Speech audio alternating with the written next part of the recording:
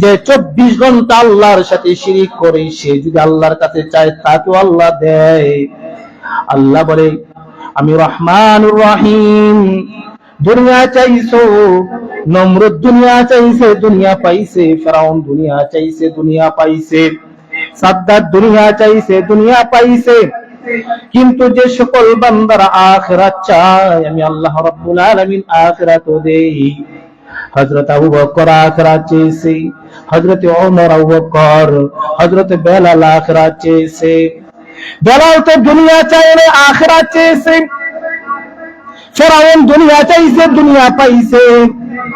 ফেরাউনকে আল্লাহ তাআলা দুনিয়া দিয়েছে, বেলালকে আল্লাহ রাব্বুল আলামিন হযরত বেলালকে আখিরাত দিয়েছে। আপনি আমিও যদি আল্লাহর কাছে আখিরাত চাই আখিরাত পাবো।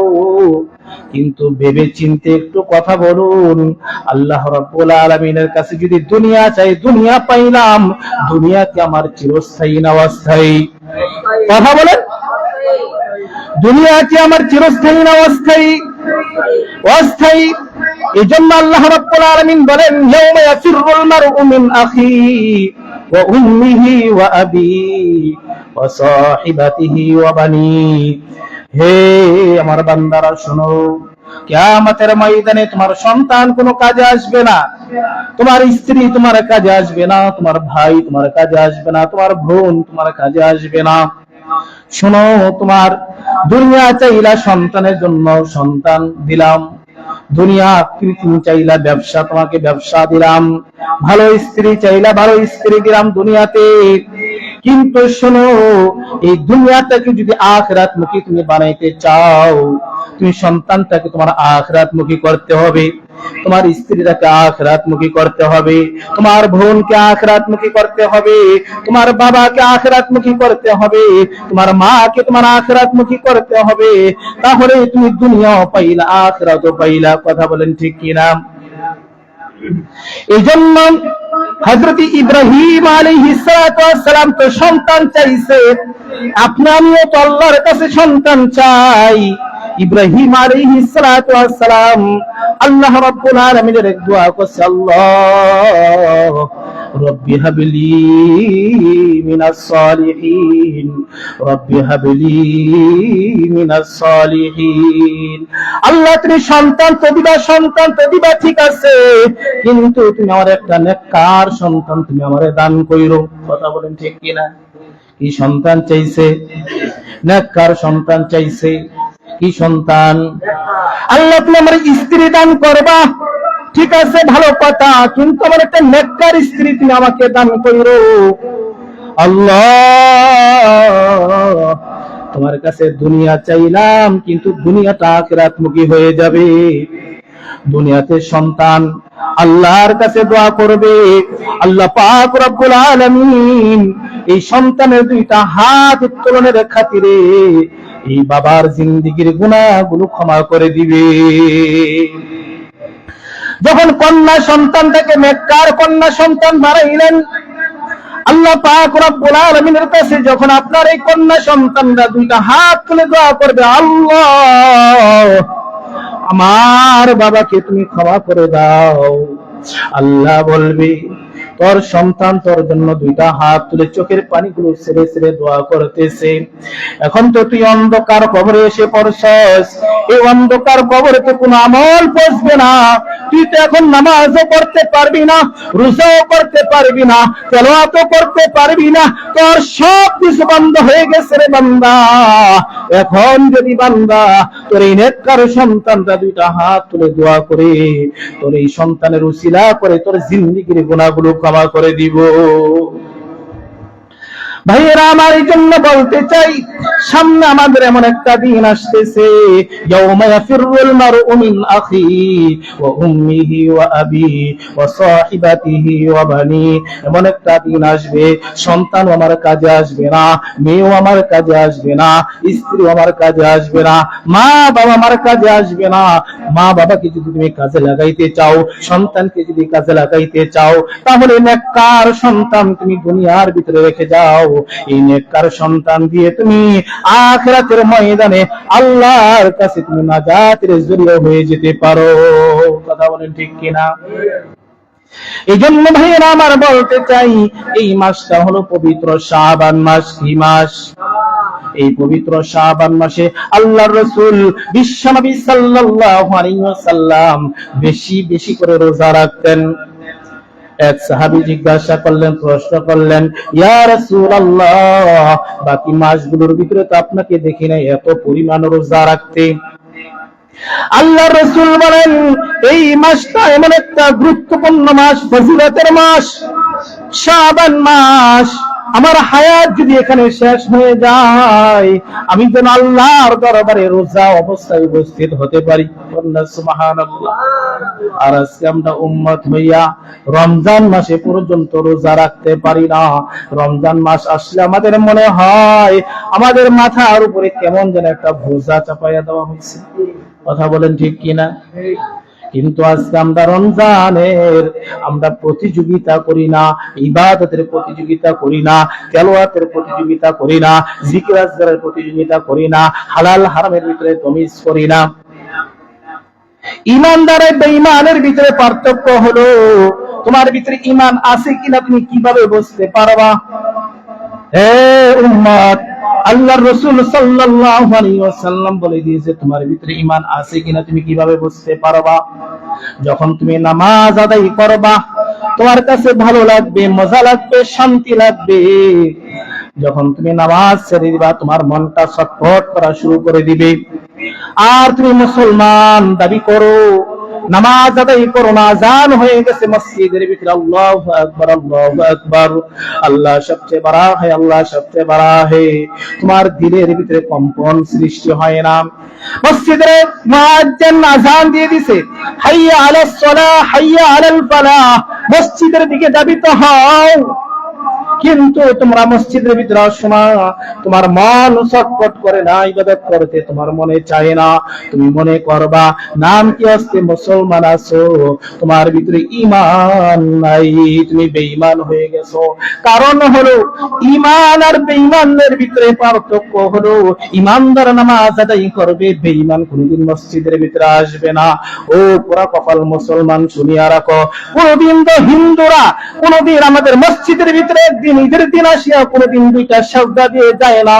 কিন্তু আজকে মুসলমানের সন্তান, যখন হিন্দুদের পূজা হয়, হিন্দুদের পূজার ভিতরে মুসলমানের সন্তান যায় হাজির হয়ে যায়। কথা বলে ঠিক কিনা? কেমন মুসলমান হইলাম? হিন্দু আর মুসলমানের ভিতরে কোনো পার্থক্য নাই। কোনদিন হিন্দুর সন্তান তো কইল না আজকে শবে বরাতের দিন মসজিদে যায়, তাদের যেহেতু উৎসবের দিন, শবে বরাতের দিন, শবে মেরাজের দিন, ঈদুল ফিতর, ঈদুল আজহা, এই উপলক্ষ করিয়া মসজিদে যাইয়া একটু মসজিদে ইমাম সাহেবের বয়ানটা শুনি। কোনদিন বলছেন এই কথা? কোনদিন বলছেন আমি যেহেতু হিন্দু দুইটা সাজদা মসজিদের ভিতরে দিয়ে আসি? না না, তা জানে আমরা মুসলমান না, আমরা মসজিদে যাইতে পারবো না, কারণ আমরা এখন মন্দিরের ভিতরে যাইব, আমরা ইবাদত করব মন্দিরের ভিতরে, আর মুসলমান ইবাদত করবে মসজিদের ভিতরে। তারা এটা ভালো করে জানে। কিন্তু আজকে দেখা যায় মুসলমানের সন্তান হইয়া মন্দির চিনল না, মুসলমানের সন্তান হইয়া মসজিদও চিনল না। কথা বলেন ঠিক কিনা? মুসলমানের সন্তান হইয়া ভালোবাসার দিবস পালন করে, মুসলমানের সন্তান হইয়া হিন্দুর পূজার ভিতরে যায়, যায় কি যায় না? 31st নাইট উদযাপন করে মুসলমানের সন্তান হইয়া। কেমন মুসলমান হইলাম? সন্তানকে কি শিক্ষা দিলাম? আমার সন্তানকে আমি কি শিক্ষা দিলাম? কোরআন শিক্ষা দিতে পারলাম না, রাসূলের আদর্শ শিক্ষা দিতে পারলাম না। মুসলমান হিসাবে দাবি করি, এটা তো আসলে মুসলমান হতে পারে না। আজকে আমরা মুসলমান নাম কি আজকে হয়েছি, ঈমানদার আর বেঈমানের ভিতরে পার্থক্য এটাই করতে পারলাম না। কথা বলেন ঠিক কিনা? এই জন্য ভাইয়েরা আমার সন্তান দুনিয়াতে আছে, আমার এই সন্তানটাকে কিভাবে নেককার বানাবো সেই দিকে চিন্তা ফিকির করতে হবে। দুনিয়া কামানোর জন্য বহু চেষ্টা করতেছি, প্রতিযোগিতা করতেছি। দুনিয়ার ভিতরে যদি দেখা যায় একটা তেলাওয়াত প্রতিযোগিতা হয়, তেলাওয়াতের প্রতিযোগিতা, কোরআন তেলাওয়াতের প্রতিযোগিতা, এই প্রতিযোগিতার ভিতরে ফার্স্ট হওয়ার জন্য চেষ্টা করে কি করে না? যে যত বেশি চেষ্টা করে তত বেশি অগ্রসর হতে পারে। কিন্তু প্রতিযোগিতার সময় তেলাওয়াত কি 1 ঘন্টা করে না 2-4-5 মিনিট, সর্বোচ্চ 2-4-5 মিনিট তেলাওয়াত করে। কিন্তু তার চেষ্টাটা কি শুধু 2-4-5 মিনিটই ছিল? মাস কি মাস সে চেষ্টা করেছে, সপ্তাহ কি সপ্তাহ সে চেষ্টা করেছে। তার চেষ্টাটা কেন? যে আমি যদি প্রতিযোগিতার ভিতরে ফার্স্ট হতে পারি তাহলে আমি একটা ভালো পুরস্কার পাবো। কথা বলেন ঠিক কিনা? তার চেষ্টাটা ছিল, কিন্তু সে যে চেষ্টা করেছে 2-4-5 মিনিট না, কিন্তু সে কিন্তু অনেক দিন ধরে চেষ্টা করতেছে। হে মুসলমানের সন্তান, শোনো, আল্লাহ রাসূল বলেন যে তোমরা এত পরিমাণ তুমি রমজানের দিকে ধাবিত হয়ে যাও। রজব মাস শুরু হওয়ার সাথে সাথে রাসূল দোয়া করতেছেন যে রমজান পর্যন্ত যেন আল্লাহ হায়াত দেয়। হায়াত দিলে কি হবে? যে সদা সর্বদা যদি ইবাদত বন্দেগী করতে পারি। এই রমজান মাসে এমন একটি রাত্র রেখেছে 1000 মাস থেকে উত্তম রাত্র।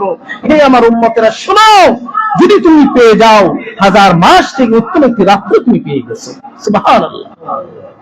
আজকে দেখা যায় শাবান মাস আমাদের চলতেছে, সামনে আমাদের পবিত্র মাহে রমজান মাস আসতেছে। পবিত্র শাবান মাসে আমাদের কিন্তু পবিত্র মাহে রমজানের প্রস্তুতি গ্রহণ করতে হবে। কথা বলেন ঠিক কিনা? এই জন্য বেশি বেশি করে ইবাদত বন্দেগী করতে হবে, নামাজের দিকে ধাবিত হবে, রোজা রাখতে হবে, তেলাওয়াতের দিকে আমাদের ধাবিত হতে হবে। যদি আমি তেলাওয়াতের দিকে ধাবিত হতে পারি, আপনি যদি জিকির আজকারের ভিতরে ধাবিত হতে পারি, জিকির অবস্থায়, পবিত্র অবস্থায় যদি আমি দুনিয়া থেকে যেতে পারি, তাহলে আল্লাহর দরবারে এতটুকু কথা বলতে পারবো, আল্লাহ, দুনিয়াতে তো অপরাধ করেছি, গুনাহ করেছি, কিন্তু মৃত্যুটা হয়েছে তোমার সেজদা অবস্থায়, আমার মৃত্যুটা হয়েছে রোজা অবস্থায়, আমার মৃত্যুটা হয়েছে আল্লাহ জিকির অবস্থায়। আল্লাহ, আপনি জিকিরের উসিলা করে তুমি আমাকে ক্ষমা করে দাও। এজন্য আল্লাহ পাক রব্বুল আলামিন পবিত্র কোরআনুল কারীমের মধ্যে বলেন, ইয়া আইয়ুহাল্লাযীনা আমানুত্তাকুল্লাহা ওয়া কুনু মা'আস সাদিকিন।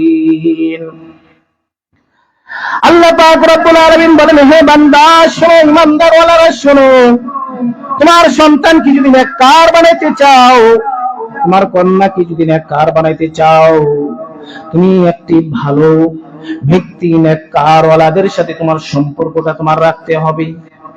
নেককারওয়ালাদের সাথে তোমার সন্তান যদি একজন নামাজিওয়ালার সাথে সম্পর্ক রাখে, তাহলে তোমার এই সন্তানটা নামাজি হয়ে যাবে। তোমার এই সন্তানটা যদি ভালো একজন আলেমের সাথে সম্পর্ক রাখে, উঠা বসা করে, তাহলে কি করবে? সে আস্তে আস্তে ভালো হয়ে যাবে। কথা বলেন ঠিক কিনা? যারা নেককার, যারা আল্লাহওয়ালা, যারা বুজুর্গ, তাদের সাথে সম্পর্ক রাখো।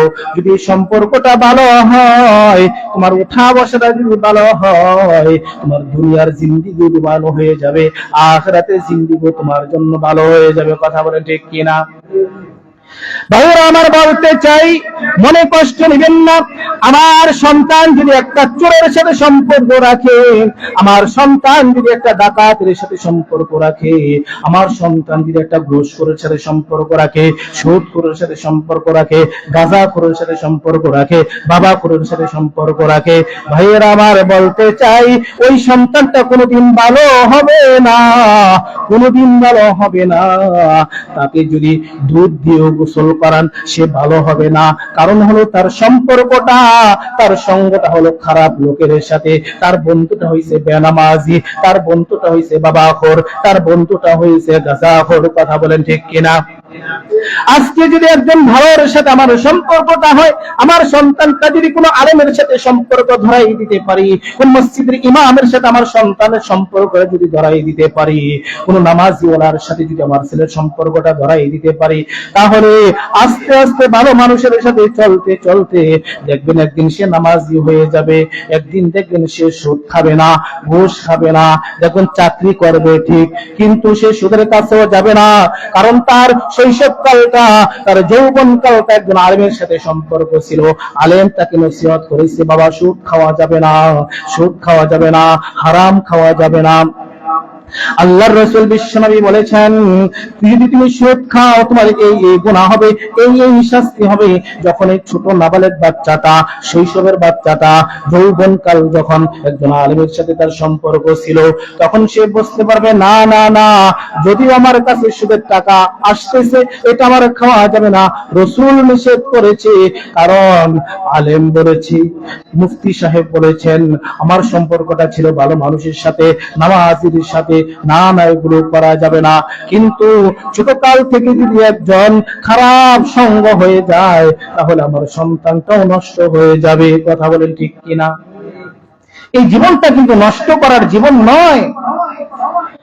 দেখবেন কিছু কিছু ফ্যামিলি আছে, সন্তানকে ভালো করার জন্য নিজের পরিবেশটা ভালো না, নিজের সমাজের অবস্থাটা ভালো না, শহরের ভিতরে আসিয়া ফ্ল্যাট রাখিয়া সন্তানটাকে ভালো করার জন্য সে চিন্তা করতেছে যে না, বাড়ির পরিবেশ তো ভালো না, সঙ্গ ভালো না, ছেলেগুলো ভালো না, আমার ছেলেটা যদি এখানে থাকে তাহলে আমার ছেলেটা নষ্ট হয়ে যাবে, আমার ছেলেটাকে শহরে নিয়ে ভালো একটা ফ্ল্যাটে বাসা নিয়ে যদি আমি একটু নিয়ন্ত্রণ করে রাখতে পারি, ভালো সমাজের সাথে যদি উঠা বসা করতে পারি, তাহলে আমার এই ছেলেটা ভালো হবে আশা করা যায়।